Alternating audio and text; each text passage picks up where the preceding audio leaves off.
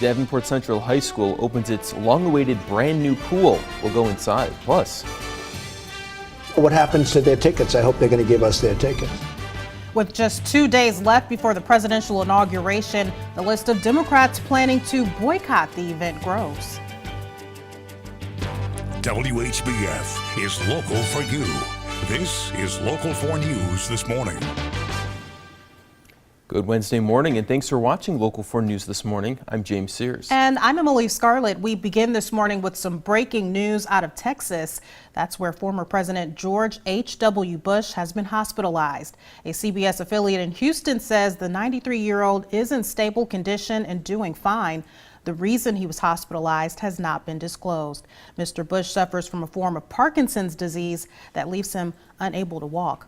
Also this morning, after almost 2 years of work, Davenport Central finally has a new pool. It's part of a larger renovation project that started in 2015. The pool is twice the size of the old one. It also includes an auditorium, which is not yet finished. The total cost of the renovation is about $24 million. Local 4's Brianna Collier has more on how this will impact students. We got pretty much what we asked for, and so this is a state-of-the-art, not just practice, but also competitive facility for boys and girls swimming. Davenport Central's new swimming pool is the first facility finished out of a multi-million-dollar project that also includes a new auditorium.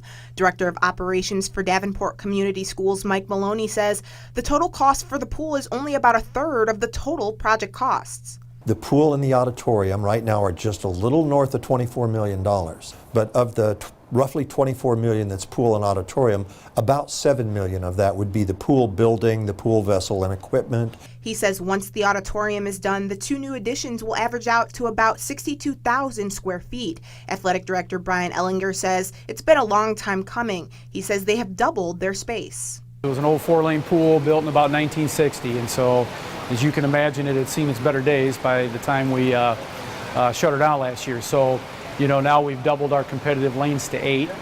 That's going to allow us to host things like a district meet. The pool also includes 4 new lanes where athletes will be able to warm up and cool down before and after meets. Ellinger says the new pool will have a big impact on the students. I think it's a big-time pride thing. They understand that the school board, the Davenport community, is interested in not just the students but athletes as well. This facility is going to be used for physical education, lifeguarding class, our boys and girls swim teams. Swimmers will get to compete in their new pool this Thursday for senior night against Clinton. As for the auditorium, it is set to be finished sometime in March. Brianna Collier, Local 4 News. Today, Davenport's Committee of the Whole will hold a public hearing on a proposed development that could bring hundreds of jobs to the Quad Cities. Scarlett wants to open a plant in Davenport. The company says it would mean the creation of 500 jobs. The city's proposing a discount on property taxes on the new facility that could end up being between $50 and $60 million over the next 15 years. A public meeting on the proposal gets started at 5:30 tonight at City Hall.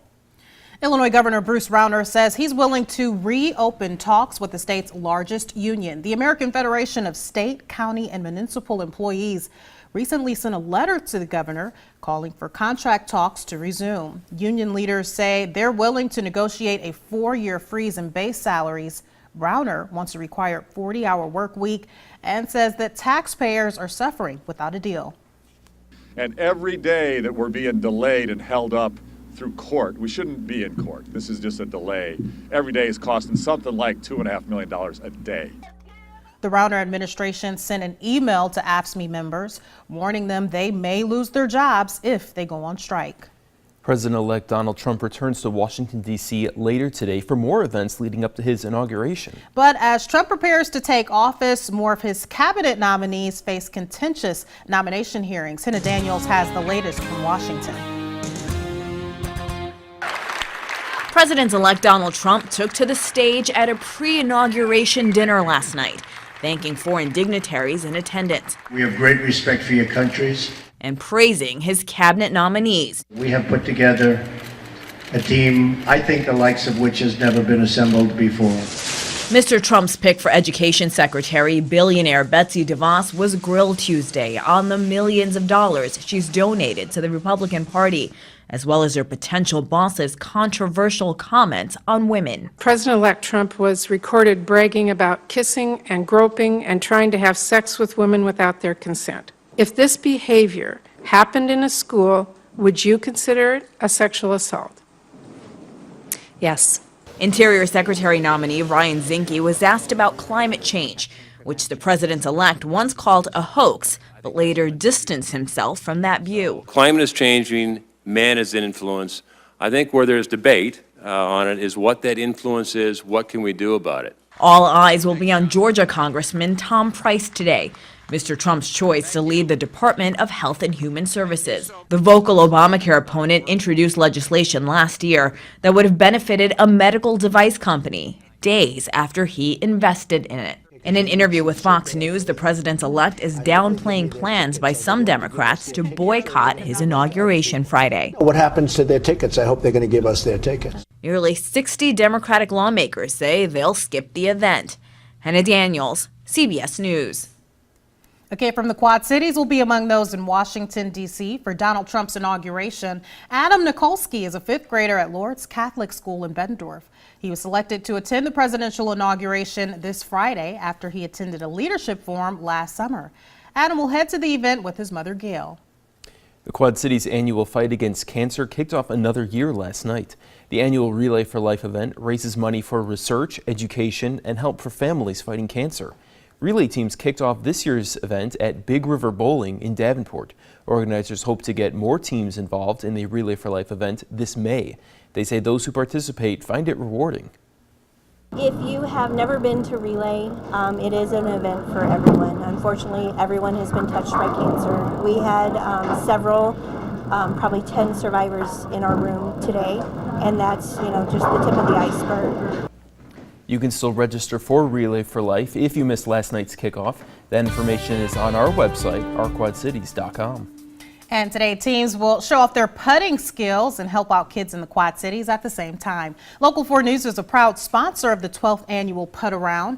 All money raised at the event goes to Big Brothers and Big Sisters of the Mississippi Valley.